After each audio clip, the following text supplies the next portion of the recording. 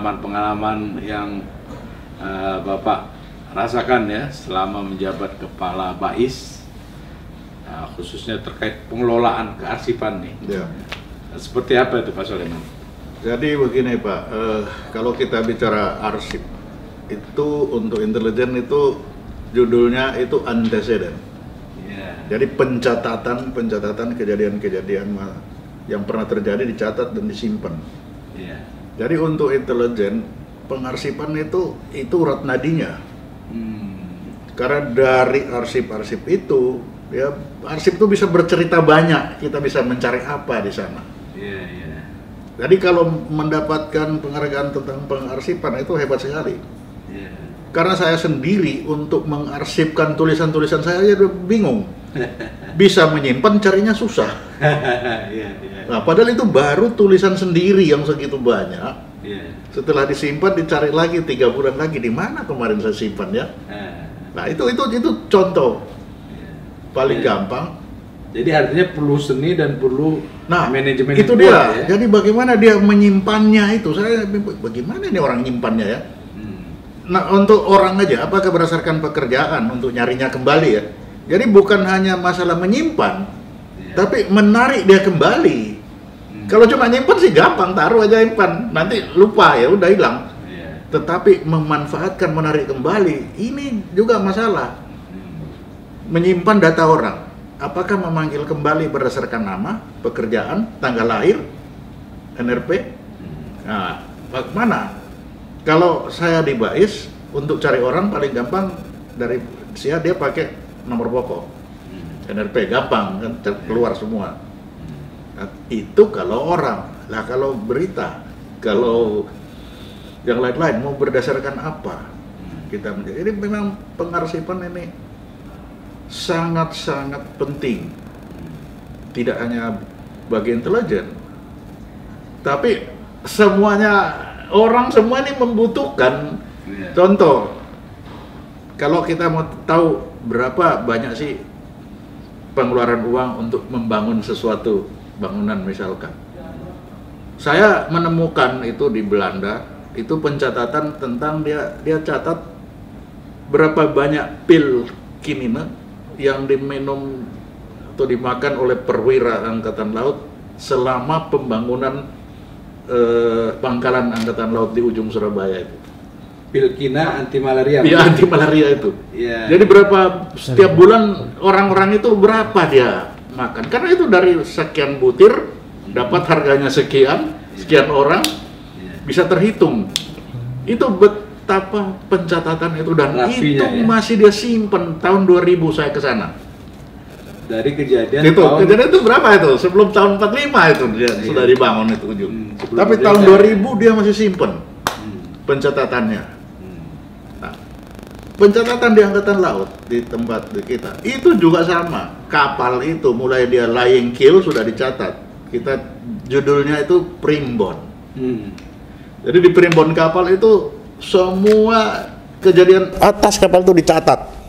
Dia ganti kulit, dia ganti mesin, dia berlayar kemana, perintah yang dikeluarkan oleh sang komandan itu apa, si kepala kamar mesin pernah memerintahkan apa, semua pengambil keputusan itu keputusannya apa dicatat. Dan di pencatatannya hari itu juga keluar dicatat, tapi itu. Jadi betapa pentingnya pencatatan itu, pengarsipan. Nah, manfaatnya apa itu, Pak? Nah, manfaatnya nanti kalau ada sesuatu yang kita akan cari, misalkan ini kapal ini kok rusak-rusakan, apa aja sih yang pernah diperbaiki, tinggal buka aja. Nah, saya sampai saat ini, kalau saya membuat tulisan, saya cari aja arsip dunia itu apa, Google. Itu kan arsip dunia. Cari aja di situ. Saya mau cari Undang-Undang Nomor 2 2008. Ini apa? Partai politik. Tinggal cari. Apakah kata kuncinya apa sih? Partai politik. Keluar dia. Itu contoh paling bagus itu, pengarsipan Google itu.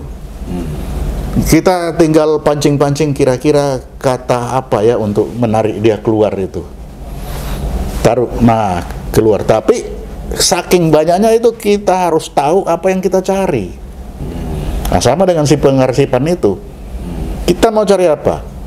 Nah, pengalaman saya di BAIS itu, untuk mengarsipkan itu sangat tergantung kepada orangnya. Orang ini mau ndak mengerjakan itu. Biasanya dapat, taruh di meja, besok udah lupa. Iya. Nah, kalau zaman aku masih, itu kan masih filing kabinet gitu yang ditaruh, krek. Coba cari, ambil dari ujung. Oh, pakai apa? ABCD. Jadi masing-masing orang itu punya style sendiri-sendiri. Nah, celakanya kalau dia pergi, gimana nyarinya? Dan penggantinya juga belum tentu Nah, tahu. Ya. penggantinya belum tentu tahu. Jadi teknologi itu jadi penting dong berarti ya. Nah, itu dia. Akhirnya ketika teknologi itu sudah mulai ada, teknologi penting. Tapi lebih penting lagi manusianya mau nggak memanfaatkan itu.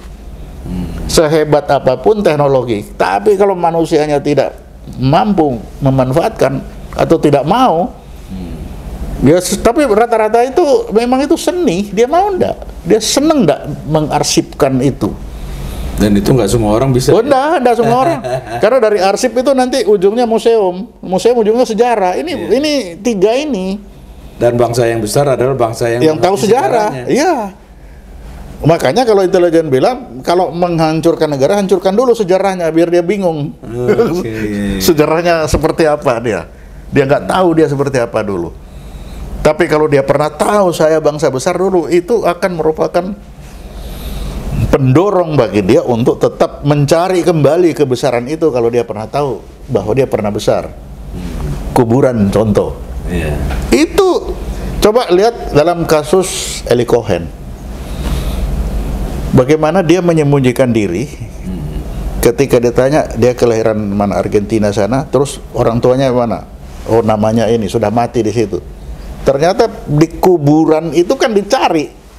Oh iya betul ada nama.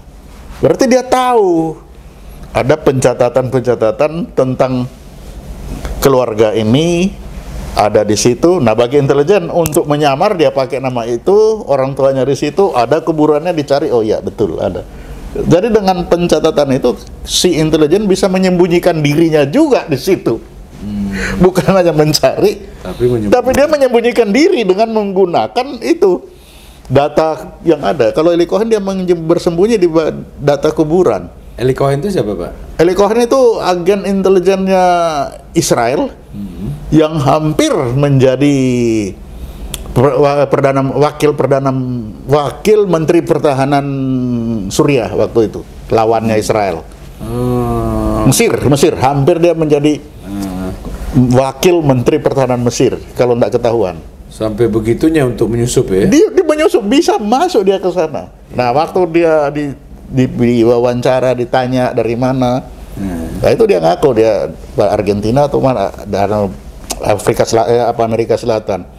Orang tuanya di mana, meninggal di sana, dikuburkan di mana di sana. Saya sendiri baru kaget, oh iya dicek juga itu kuburan, ternyata bener ada. Jadi itu pelajaran bagi kita. Nah itu ya pelajaran bagi kita sekarang. Oh iya, berarti kalau saya mau menyamar yang benar, harus tahu catatannya betul. Nah, itu harus tahu sejarahnya.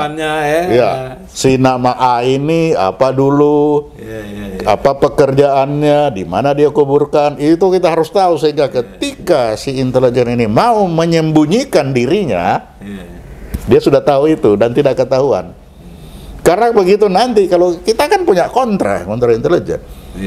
Jadi begitu tanya, oh kuburan begitu dicari, oh nggak ada kuburan, pasti bohong ini orang ini. Kan itu. Tadi Pak Soleman bilang arsip itu urat nadi dalam sebuah lembaga, apalagi itu lembaga intelijen ya. Ini pengertiannya apa nih? Iya, karena intelijen itu kan begini, yang masa lalu untuk hari ini. Hari ini menentukan besok. Jadi bagaimana dia mau hari ini kalau dia tidak pernah tahu masa lalu? Nah itu pentingnya sih masa lalu. Untuk oh iya hari ini terjadi karena yang lalu ini. Yang lalu di mana? Arsip. Untuk belajar ya terhadap dia apa saja kejadian-kejadian masa lalu itu kalau dicatat. Nah karena si intelijen ini kan bukan dukun yang simsalabim. Tapi intelijen itu dia harus tahu apa yang dia butuhkan. Itu. Nah, karena dia tahu apa yang dia cari, lah mau cari kemana? Untuk menentukan masa depan, dia harus cari dari masa lalu. Dia cari masa lalu, oh pernah ini, oh kalau begini, ke depan probabilitasnya seperti ini. Nah, itu sobat PPATK. Penting itu dalam melakukan kearsipan ya, untuk mengetahui apa langkah yang harus kita lakukan ke depan, melihat sejarahnya ke belakang seperti apa. Jadi makanya orang-orang besar itu selalu mencatat ya, membuat diary. Nah, dulu kita jalan hidup. Betul, kita dipaksakan untuk menulis diary. Yeah. Nah, ini kita punya pengalaman lagi. Saya punya panglima dulu, namanya Panglima Armada itu Pak Rudolf Kasenda. Dia wajibkan kita itu mencatat kegiatan tiap hari. Mulai apel pagi sampai pulang itu semuanya suruh tulis. Dan disetorkan. Kegiatan. Habis itu kirim ke beliau. Diperiksa, bayangkan kita berapa ratus perwira itu. Dia periksa satu-satu dan besok paginya. Jadi sore ini serahkan sama dia, pagi sudah kembali lagi. Oh, ada apanya ya? Ada disposisinya. Nah, dari pencatatan itu apa yang bisa kita temukan? Ternyata kita itu malu menulis kalau itu hal yang kita tidak pernah buat. Jadi kalau ini saya pagi ini ngapain ya? Aduh, mau tulis apa ini kalau nggak ada kerjaan itu? Nah, itu.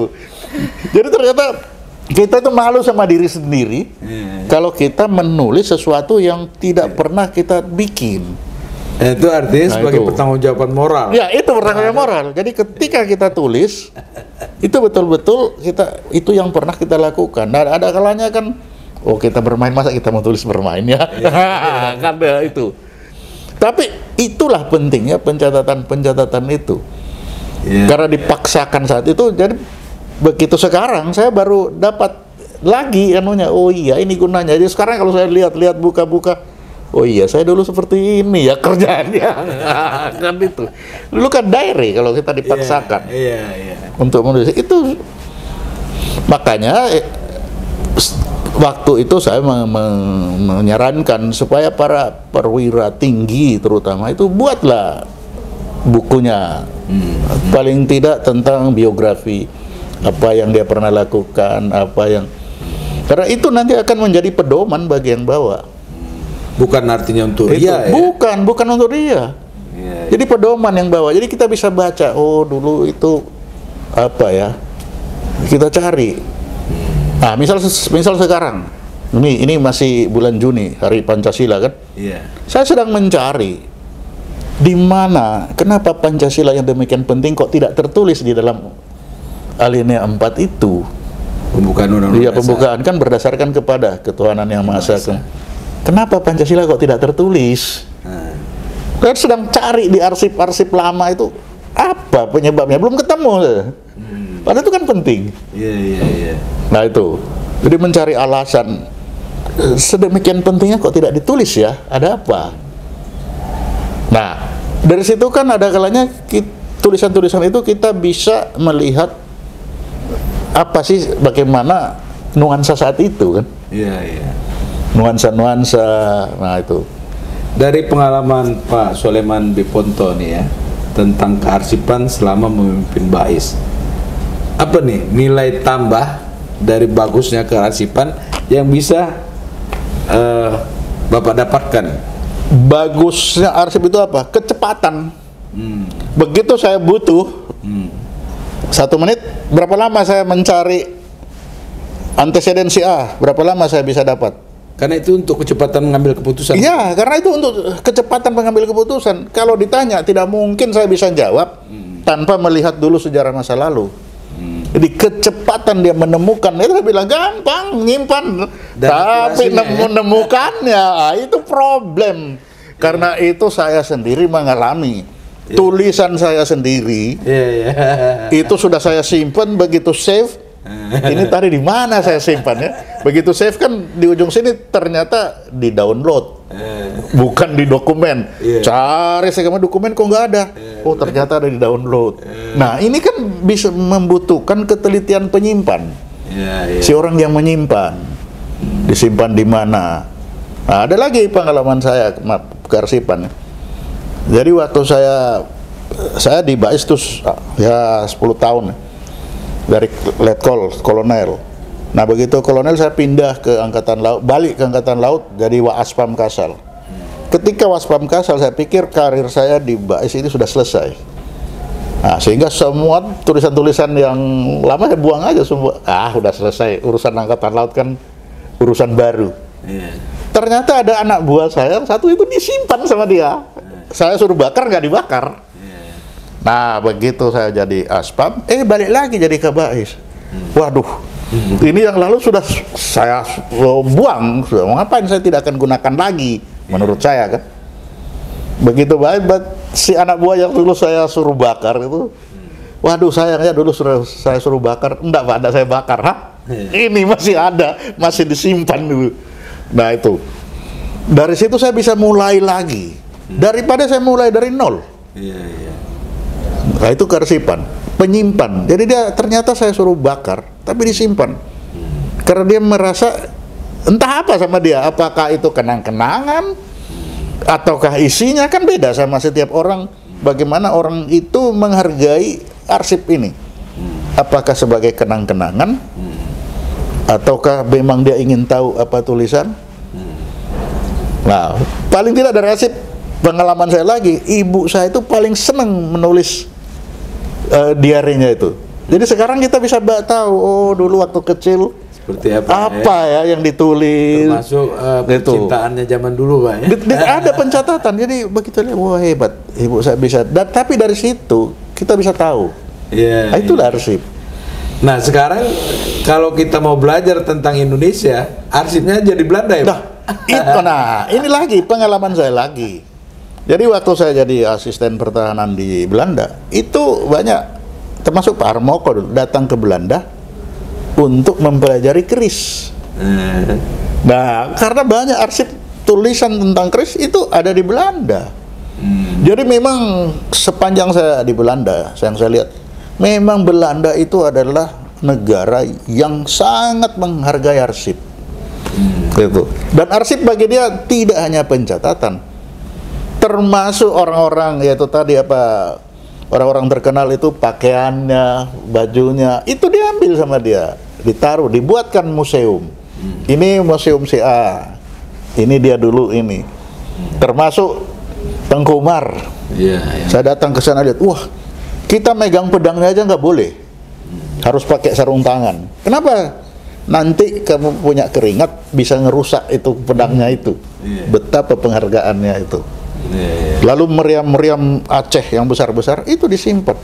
Jadi kita, oh pantas Aceh ini memang begitu ya, Aceh ini ternyata petempur. Lah kalau petempur bagaimana kita harus melawan dengan petempur. Nah dari situ kita bisa lihat. Itulah pengarsipan. Karena temannya itu dari arsip, dia akan ke museum dan ujungnya sejarah. Ini tiga ini harus menyatu. Nah sejarah ini, dari sejarah itu kita baru bisa melompat ke masa depan. Tanpa melihat sejarah nggak mungkin kita ke depan. Dan tadi ya, bangsa yang besar adalah bangsa yang tahu sejarahnya. Makanya Bung Karno bilang apa? Jas merah. Jangan sekali-sekali meninggalkan sejarah. Itu. Jadi hanya kata lain, tapi intinya itu adalah penyimpanan. Kan itu. Bukan hanya nyimpan dan temukan. Kalau nyimpan gampang, taruh aja, tapi nemukannya. Jadi masalah yang paling besar dalam pengarsipan adalah menemukan dia kembali setelah disimpan. Jadi orang yang kepala arsip ini betul-betul harus menurunkan ilmunya ke penggantinya. Jangan sampai penggantinya nggak tahu bagaimana membuka kembali. Nah, apalagi zaman sekarang pinnya sudah bertumpuk-tumpuk. Lah kalau pinnya lupa, bagaimana bisa buka? Apalagi yang confidential itu.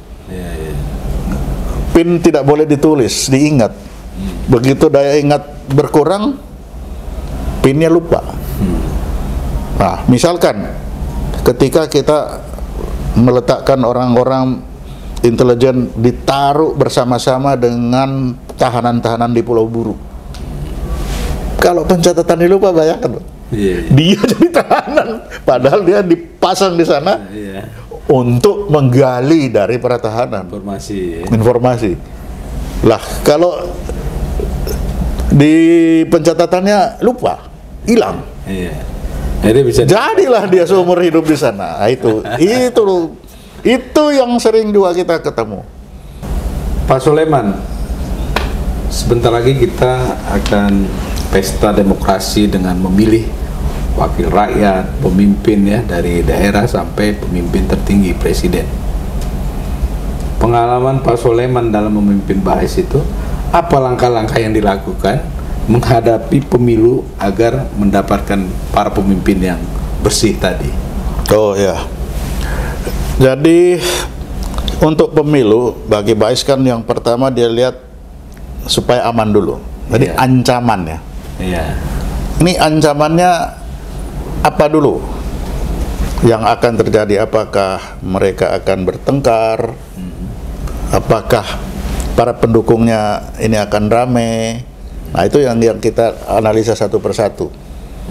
Begitu sudah tahu, oh ini ancaman akan bertemu dan bertengkar, ya bagaimana supaya mereka tidak bertemu dan bertengkar kan? Nah, itu untuk ancaman fisik kalau terjadi bentrok. Nah, lalu yang kedua, dari calon-calon ini nanti kita kan harus lihat yang terbaik siapa. Ya pasti kita akan membuat, lah lagi-lagi cari arsip lagi. Ini orang ini antecedennya bagaimana. Nah, semua hasil ini kita sampaikan kepada Panglima. Panglima ini pasti dia akan tanya bagaimana si A, si B, si C. Nah, kita akan buat. Ini si A dulu kelakuannya seperti ini, si B seperti ini, si C seperti ini. Nah, dari itu nanti kita menyerahkan yang paling bagus. Pasti tanya, saranmu yang mana? Ya kita harus menyarankan. Nah, saran semua itu, semua kita akan ambil dari anteseden kalau kita selalu bilang. Jadi semua orang itu kan ada antecedennya. Anteseden itu apa itu? Nah, itu arsipan, pencatatan dia. Kalau arsip kan baik tidaknya dicatat. Kalau anteseden betul-betul pencatatan yang tidak baik. Apa saja yang dianggap tidak baik itu di situ. Itu bagian dari arsip, tapi lebih banyak tidak bagusnya daripada bagusnya yang ditulis. Nah, itu. Jadi kita ambil itu antecedennya itu. Nah, ini kan sebagai alat bantu ya. Ya, alat bantu. Betul. Nah, tentunya netralitas kan penting supaya pengambil keputusan itu mengambil putusan yang benar. Ya, betul. Kan gitu. Ya. Ini bagaimana menjaga netralitas? Nah, itu netralitasnya itu dari data yang kita punya kan. Kita tidak mungkin menulis. Nah, itu akan ketahuan. Karena yang menerima itu akan tanya, kamu dapat dari mana ini? Kalau dia ragu, bawa sini. Wah, celaka kalau kita bohong. Coba bawa sini. Nah, jadi netralitas itu didapat dari anteseden orangnya ini loh. Jadi kita mencatat atau kita menyarankan situasi dia berdasarkan perbuatan-perbuatan yang pernah dia lakukan. Itulah keadilan kita di situ. Karena ini semua pencatatan, makanya fakta itu ya. Kita selalu bilang fakta. Fakta apa itu? Fakta itu selalu memuat siapa, apa, di mana dan bila mana. Nah, itu 5W 1H. Bunda tidak, hanya beda. Itu kalau 1H itu itu sudah menganalisa. Tapi kalau fakta itu hanya 4. Siapa, apa, di mana, dan bila mana. Bila mana, seperti ini. Hari ini tanggal 6 Juni di PPATK dibuat ngapain? Podcast tentang kearsipan oleh Soleman Ponto dan Pak Nas. Nah, itu fakta itu.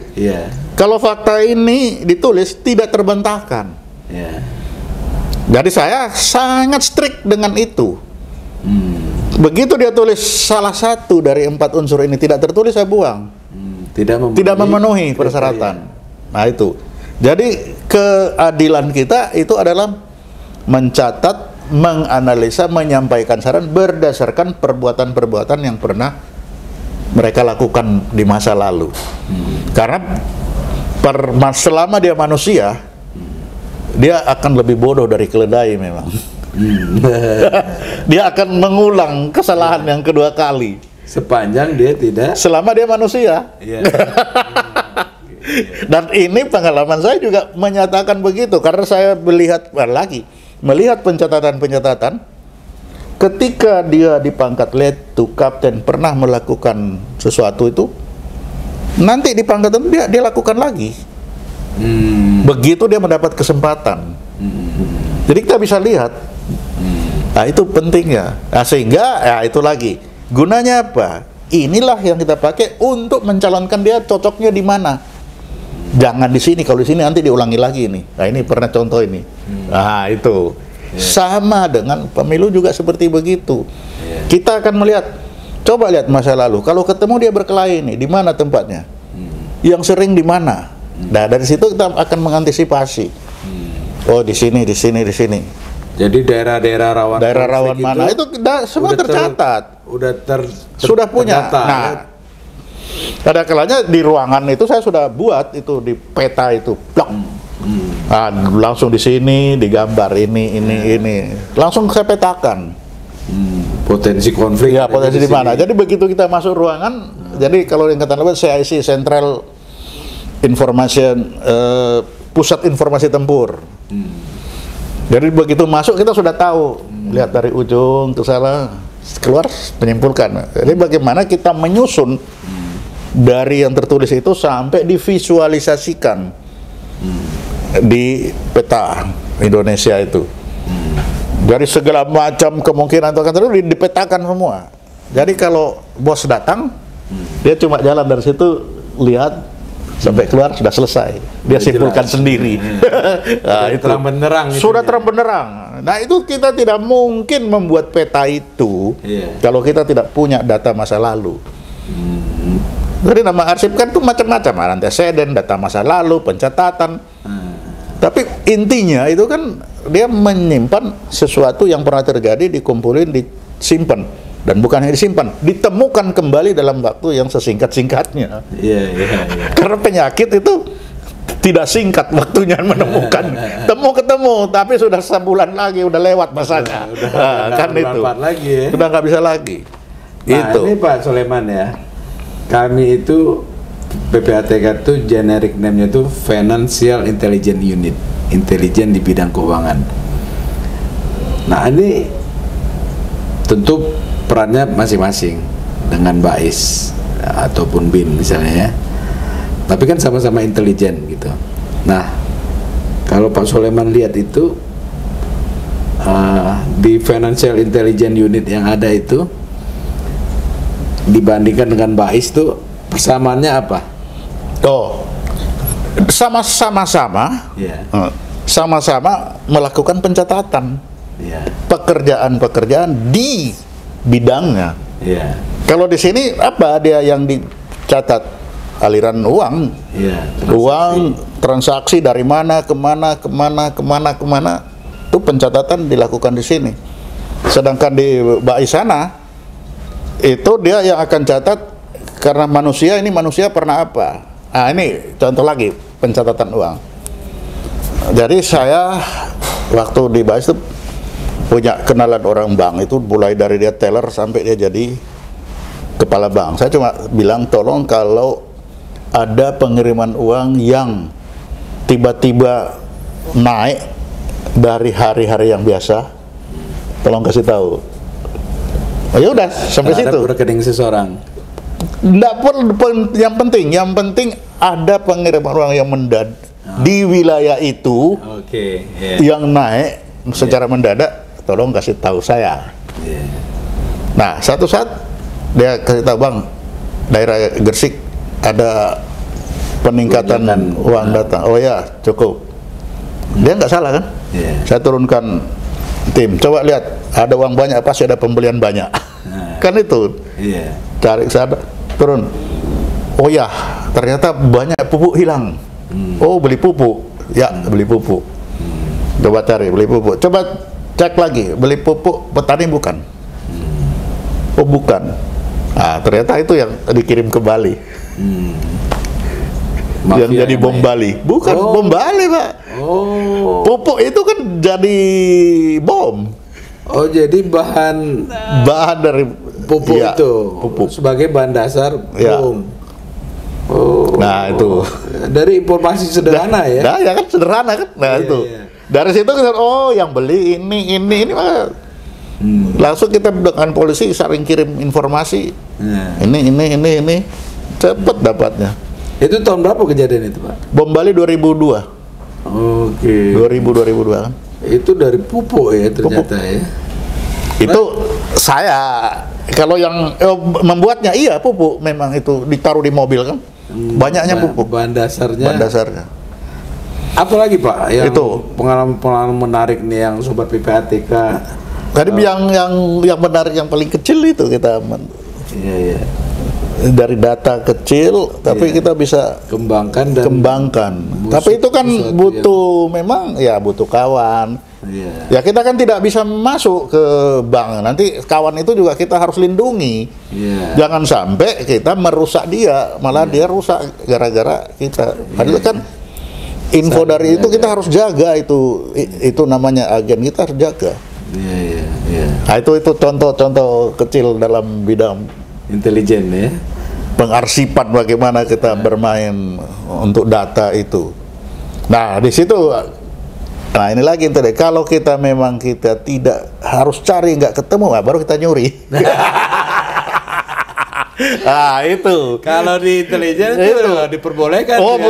Yang penting tidak ketangkap. Kan itu aja. Itu aja. Ya termasuk PPATK ini kalau kita butuh ditanya nggak dikasih, kita curi gitu. Kalau ini undang-undang ngatur ada kewajiban, dia harus menyampaikan informasi. Kan masalahnya kan ada kalanya kita itu minta itu tidak mungkin. Kalau ada kalanya kalau begini, kalau kita minta ketahuan ini orang lagi nyari, kan itu. Jadi kegiatan kita itu harus dilihat orang tidur. Gitu. Jadi jangan sampai kita narik rambut di terigunya berantakan. Jadi untuk bertanya pun itu kita hindari. Bertanya, misal kita cari seorang tanya ke sini, kita hindari. Lebih baik kita curi daripada kita tanya. Kalau curi dapat orang itu nggak tahu, tapi kalau kita tanya, sangat mungkin nanti ini orang ini cerita entah kemana. Jadi kita mengurangi sekecil apapun kemungkinan ini terbongkar. Kenapa? Karena kalau terbongkar hukumannya ke kita. Dan atasan akan bilang enggak, aku nggak nyuruh. Itu maunya dia. Jadi ada istilah tuh kalau di intelijen. Nah itu berangkat mati, tugas dianggap mati, hilang tidak dicari, kalah dicaci maki, menang tidak dipuji kan. Nah, balat tidak diakui, Pak ya? Tidak diakui. Makanya kalau sekarang ada orang bilang kamu baru sekarang ngomong, ya kalau dulu saya tidak punya hak untuk bicara. Saya tahu banyak, tapi saya tidak boleh berbicara. Kalau sekarang saya berbicara bukan untuk mengambil hak orang, tapi berbicara untuk mengembalikan sesuatu itu biar dia jalan pada relnya. Kenapa? Segala sesuatu itu bisa keluar dari rel ada dengan dua hal. Yang pertama memang rusak, atau kedua dirusak. Iya kan? Kalau memang dia rusak biarin aja, perbaiki. Tapi kalau dirusak, apa mungkin dirusak? Bisa. Kenapa? Karena negara ini tuh bagaikan organisme hidup. Dengan negara yang lain makan-memakan.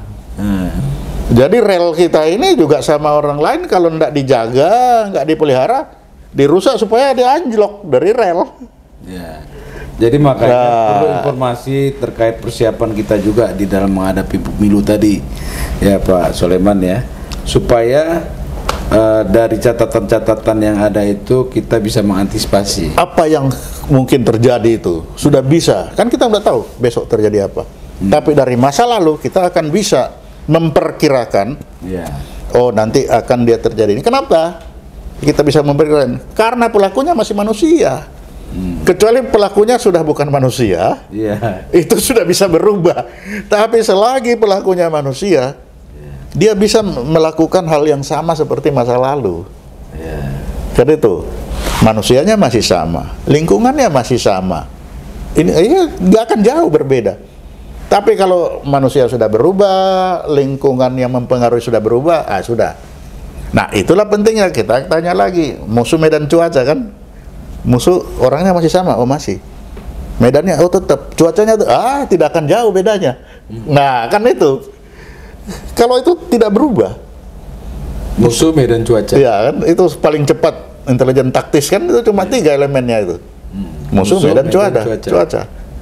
Kalau musuhnya kontestan, masih belum berubah. Situasinya, sekarang situasinya apa? One man one vote. Duitnya banyak keluar. Tidak berubah. Cuacanya sekarang. Lalu untuk bagaimana kalau sekarang? Banyak diawasi. Pasti dia datang melalui pihak-pihak lain. Kan itu aja. Ini kita sudah bisa mengantisipasi pihak lain. Kita lihat lagi sistemnya bagaimana ini dia untuk pihak lain. Baru kita cari. Tapi dengan 3 itu sudah tidak akan berubah. Itu seperti itu. Ya, ini mohon dukungan dari Sobat PPATK juga nih, supaya PPATK bisa mengawal pemilu kita ini menjadi pemilu yang bersih, mendapatkan pemimpin-pemimpin yang bersih, Pak. Jadi memang PPATK ini, ini dia tanggung jawab PPATK. Tapi masalahnya begini, untuk PPATK sebagai badan intelijen, memang intelijen di bidang keuangan, tugasnya adalah pencatatan. Yang akan menggunakan ini pasti tahu, misalnya sekarang yang kontestan itu orang itu uangnya dari mana aja, pasti kan tahu. Ini dari sini. Tapi PPATK sendiri tidak bisa. Itu orang begini, nggak bisa. Sebagai menteri dia hanya menyimpan yang membutuhkan, itu yang harus bertanya. Dia tanya ini bagaimana? Atau kalau tidak ditanya, PPATK hanya menyampaikan. Tapi biasanya itu harus ada dari atas dulu, namanya UUK, unsur utama keterangan. Apakah sudah ada dari atas itu memerintah ke bawah? Selama dalam kontestasi ini, tolong coba diawasi atau dilihat data bagaimana aliran untuk para kontestan, supaya mereka ini jelas dari mana, atau jelas mereka tidak bagian dari mana. Nah, itu. Kalau sudah itu, itu baru dia akan mencatat terus. Setelah selesai semua, dia harus laporan nih hasilnya. Tapi kalau tidak ada dari atas, kalau sendiri dari bawah langsung ke atas, itu atas nanti kamu kenapa ini orang ini? Nah, itu dalam itu etika itu juga harus. Tapi pencatatan mutlak. Itu pencatatan mutlak. Dan hasilnya apapun itu mutlak. Tinggal yang nanya. Dia yang nanya ini mau ndak itu tadi. Kalau kita mau negeri ini bersih, pemimpinnya itu bersih, tentunya ketika mereka berkontestasi di politik sekarang juga harus bersih. Tapi mungkin itu ya, Pak? Sangat untuk apanya yang mungkin ini? Bisa memilih pemimpin yang bersih, bebas dari money politik misalnya. Kalau menurut aku sekarang susah. Iya. Karena sistem kita yang menjadikan orang itu harus begitu. Lah sekarang untuk perangko saja sudah berapa banyak? Untuk bayar saksi berapa banyak? Karena sistem kita begitu. Membuat orang itu harus seperti itu. Padahal dia sendiri dari mana wajib? Kalau kita lihat penghasilannya tidak mungkin dia seperti itu. Lalu dari mana? Kalau dari luar negeri mungkin partai itu menyuplai para calonnya itu untuk masuk. Lah partainya dari mana? Audit. Dari sumbangan para partai. Teraudit dengan baik. Kalau semua teraudit dengan baik, baru dia akan bersih. Tapi sekarang kan tidak teraudit. Pak Soleman, dari apa yang Bapak lihat tentang kearsipan yang ada di PPATK itu, apa kesimpulan yang bisa Bapak sampaikan, dan juga untuk pemilu kita dalam memilih pemimpin yang bersih ya, apa nih yang bisa Bapak share kepada masyarakat Indonesia dan Sobat PPATK? Jadi apa yang saya lihat di sini tentang pengarsipan ini patut dicontoh oleh seluruh rakyat Indonesia, karena dengan adanya pengarsipan dengan baik itu mempermudah semua orang untuk bekerja. Kalau semua orang bekerja sudah dengan baik, pasti Indonesia ini akan baik. Itu sudah pasti. Jadi untuk pengarsipan ini saya dengar bahwa PPATK mendapatkan penghargaan karena mendapatkan penghargaan untuk manajemen pengarsipan yang terbaik ya. Ya, untuk itu lembaga. Untuk lembaga. Ya, lembaga. Wah, ini saya harus ucapan selamat ini kepada PPATK karena Terima sudah kasih, Mas. mendapatkan penghargaan dalam rangka manajemen pengarsipan antar lembaga. Dan ini patut dicontoh. Ini patut dicontoh karena hanya dengan arsip ini kita bisa bekerja dengan baik. Lalu untuk pemilu bersih, ya bagi masyarakat kalau memilih, pilihlah sesuai hati nurani. Jangan memilih karena serangan fajar. Karena kalau kita memilih serangan fajar, pasti yang dipilih itu akan meminta kembali yang telah dia berikan kepada kita. Terima kasih Pak Soleman Ponto. Luar biasa pencerahan buat kita semua ya. Oke Sobat PPATK, jumpa lagi kita di Jumatan. Jumpa PPATK Pekanan. Assalamualaikum warahmatullahi taala wabarakatuh. Kalau bersih, kenapa harus risih?